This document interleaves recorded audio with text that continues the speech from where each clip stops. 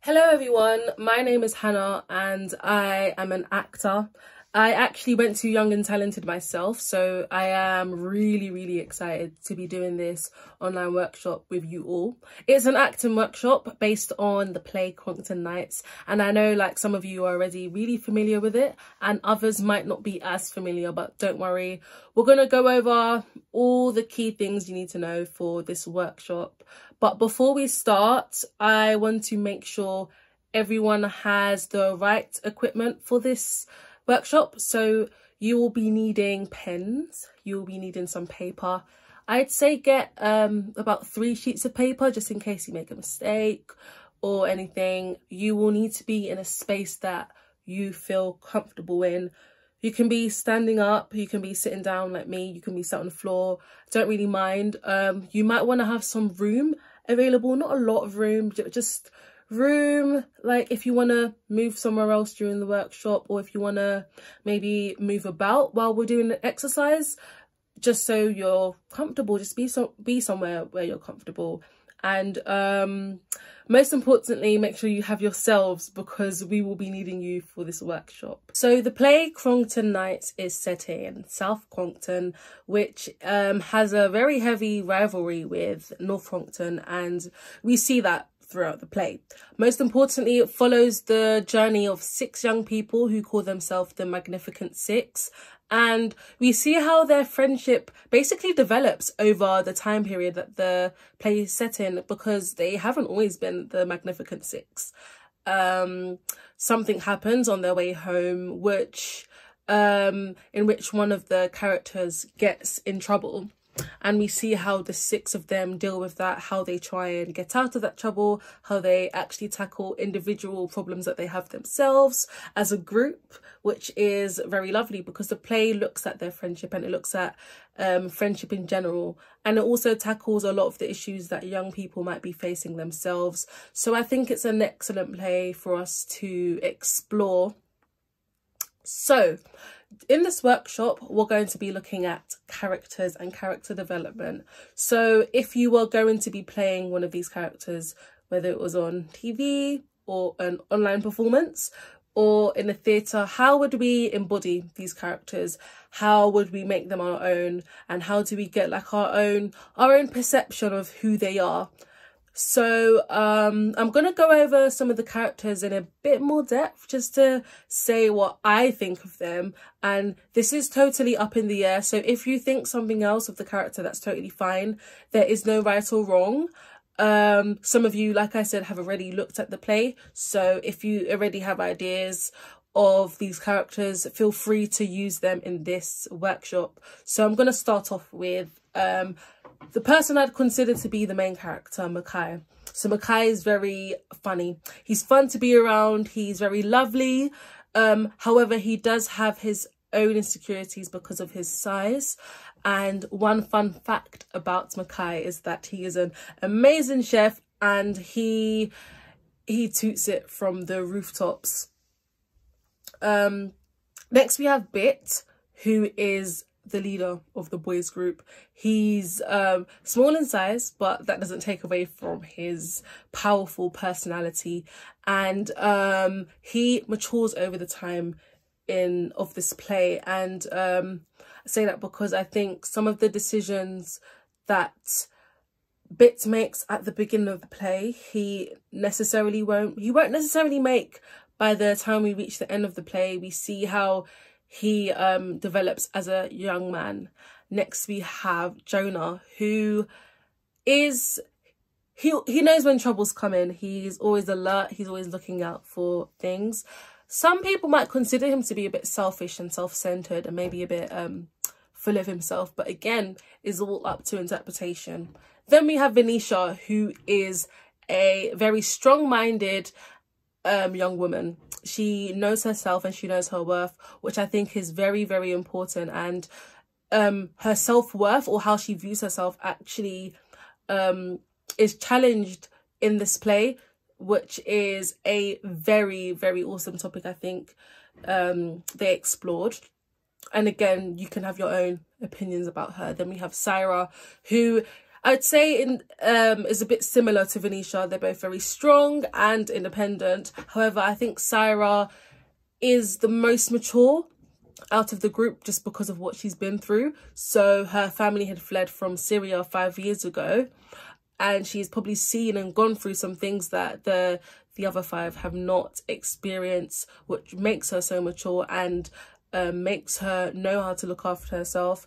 Then we have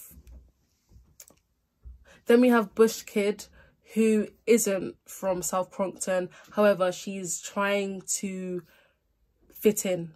Yeah, she wants them to accept them, even though she's not from the area. And because she's a bit richer than the others, I think that puts her in a separate bracket, in a separate little box of her own. And she's trying to escape that box and be a part of this group.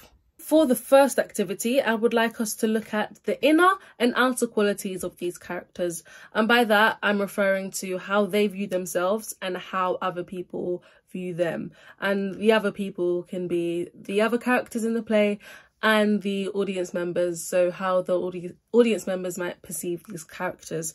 And I think this is really important for actors to do, so we get a deeper understanding of who we're playing, so how they see themselves and how other people see them, which can really help us when we're doing maybe monologues and even scenes with other characters in the play. So to do this, we are going to draw on our pieces of papers outlines of gingerbread men. So I've done 2 because I had 2 sheets of paper. If you have 3, you can do 3. I'd like you to do 2 or 3. And in these figures, inside these figures, you are going to write down how they view themselves. And on the outside, so outside of the little gingerbread man figure, you're going to write down how other people view them. And alongside this, on the outside, you are going to personally think about a colour, an animal, and an object that best describes this character. And I want you to explain why you think these things describe that character. So you can pause this video here and get, and start doing the activity. Okay, great. So I'm going to share with you the 2 that I've worked on. So I've done 2. I've done Venetia and I've done McKay. I'm going to share Venetia's first. So for Venetia, on the inside I wrote kind, confused. I said she's special. She knows she's special because she knows her worth. I put in brackets queen. I said she's brave and protective. On the outside I've written independent, intelligent, strong, no nonsense, pretty, because, you know, a lot of people think she's good looking. And for the colours, I said she is the colour red, because red is very bold and it stands out. And I think that's what Venetia does. And she might not do it intentionally, but she stands out. She's very bold, she's very confident, and I just think the colour red matches her. For animal, I said lion, because I think she holds herself very strong and is very wise. And, you know, humans, we don't always make the right choices, but we always learn from them. And I think that's what Venetia does. And so I said a lion. And as an object, I said a diamond, because she views herself as precious and she knows her worth. And I don't see any fault in that. I think we should all embrace who we are. As for Mackay, I said he thinks of himself as loving, a good cook, clever, outgoing, insecure, quite shy sometimes, loud, funny. And on the outside we have a good friend, strong, confident, determined, amazing chef, and a leader. And for the colours, for his colour, I said purple, because he's quite bold, not too light and not too dark. You know, purple is a bit of a spectrum. So I think that's what Mackay's like, because he can be shy sometimes, but we know he's very confident and he believes in himself. An animal, I said a bear, because, you know, when you see a bear, you think they're quite scary, but once you get to know them, they're very loving and, you know, they're very warm. And I think that's what Mackay is. And as an object, I said a spatula, because I know how good of a cook he is. Out of the 2 or 3 characters you have worked on, I would like you to choose one, and that character will be the character you will be working with for the rest of this workshop. So choose wisely And once you've chosen that character, go back to your comfortable space, whether you're standing, sitting, or on the floor. Make sure you're comfortable.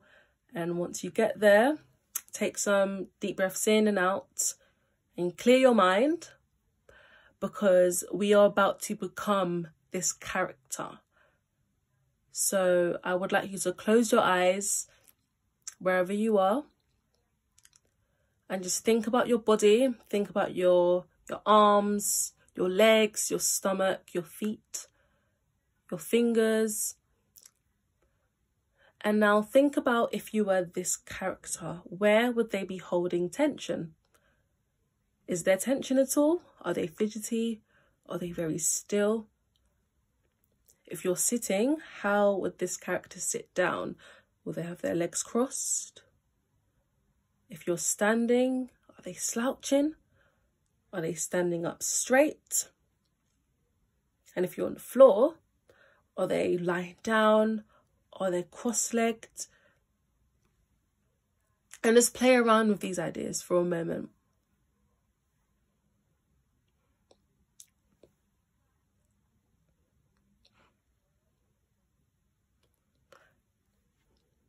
And how do you think these characters will move? So if you have the space to walk around, maybe take a couple steps as this character. How do they walk? Are they heavy-footed? Are they light-footed? If you're sat down, how are they sat? Like, what's their posture like? Are they held up high? Are they sunk in their chair? If you're on the floor, are they slouchy, or are they very alert, even though they're on the floor? Just play around with a few of these ideas. And then when you're ready, you can open your eyes and shake that all off, shake it all out, shake that character off. And we are back as ourselves. So next, I would like you to look at these characters in a little bit more depth. So what we're going to do is we are going to write a few lines as a sort of introduction to the play as your character. So how would your character introduce themselves at the beginning of the play? So if you've seen the play or if you've read it, you would know that there's a prologue in the beginning. So imagine in this prologue, they're introducing themselves, they're saying who they are, and maybe hint at a couple of the things that they go through during the play. So instead of like a song or a rap, we're going to look at it as a monologue. So if you have the script, maybe have a look at what your character says and use that. If not, totally work from your imagination. Like I said, no right or wrong. You are free to create and do as you wish. So this doesn't have to be really long either. This can be 4 or 6 lines, even less than that, 3 lines if you can't really think of much. You are totally free to do anything. And as you are writing, if you think, oh, maybe I do want to do a spoken word piece or a bit of a rap, go for it. I just say do a monologue because we're looking at it from an actor's perspective. And, monologues are what we do when we act. We say monologues. So I just thought that would be a nice thing to do. But if you want to do a poem or spoken word, if it comes naturally to you, you're totally free to do that. So in this piece, when you're writing your monologue, I would like you to think about those inner and outer qualities and that we looked at before, and how the character perceives maybe even the world of the play and where they're living, and put all of that emotion into these 3 to 6 lines, and let's see what we come up with. So you can pause the video again here and come back when you've written something. So we've looked at inner and outer qualities, and we've looked at how these characters might be physically, and we've written down what these characters might say as their introduction. So now we're going to bring all of that together. We're going to look at how we can perform these characters. We're going to look at how we can physically embody these characters as we're playing them. So I'm going to share what I've written for Makai. So My name is Makai, also known as the best chef in South Crongton. Remember my name because one day I'll be running the hottest restaurant in the area and maybe even the UK. Oh, I can just smell the curry now. So I wouldn't say that was my best. I can totally do better. So what we're going to do, we're going to look at how I might change myself and what I'm physically doing to match how I perceive Makai's character in my mind. So how might your character speak? Do they speak in a higher tone than you do or in a lower tone than you do? For example, I'm playing Makai, who is a boy, and myself as a woman, I might have to lower my voice because I'm playing a male character. You might want to consider whether your character is very outspoken or confident, or are they shyer? Are they more quiet? Take that into consideration. Where are they looking when they're speaking? If someone that's shy is speaking, are they looking down? Or are they looking straight at the audience? Because remember, when we perform, we have to look somewhere. Are they gazing about at what's around because they can't keep focus? Just take all these things into consideration. And how far or close away from the camera are they when you're recording this? Are they shy? Are they shy so they step a bit back? Or are they very confident and they have a lot of faith in themselves so they're right there, very close and want to be heard?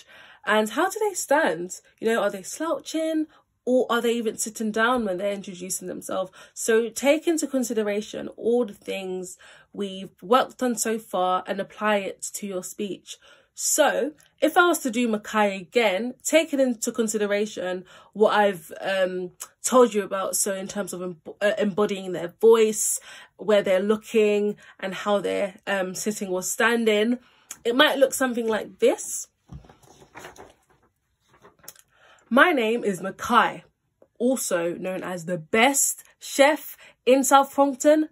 Remember my name because one day I'll be running the hottest kitchen in the area, maybe even the UK. Oh, I can just smell the curry now. And because I've only written a short amount, yours might be longer, and that's okay. And yeah, just take all of these things into consideration. It's all about the performance. It's all about making the audience believe that you are this character, and you also believing that you can portray this character.